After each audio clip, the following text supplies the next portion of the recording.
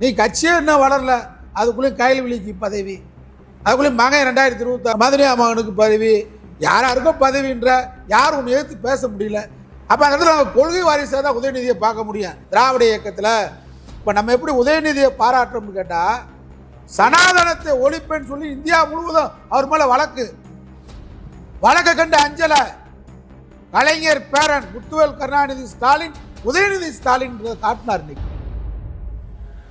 உயர்வு கல்வித்துறையில் பொன்முடி சரியாக நடந்து கொண்டார். அவர் திராவிட இயக்க மாடலை இந்த நாட்டில் கொண்டு வர வேண்டும் விரும்புவதில் பொன்முடி ஒருவர்.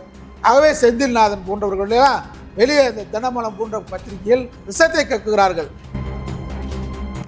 அமைச்சர்களில் திராவிட இயக்க சித்தாந்தத்தோடு RSSஐ துணிச்சலாக ஆதாரப்பூர்வமாக வரலாற்று சான்றோடு தினசரி பதிவிடக்கூடிய அமைச்சராக மனோ தங்கராஜ் இருந்தார்.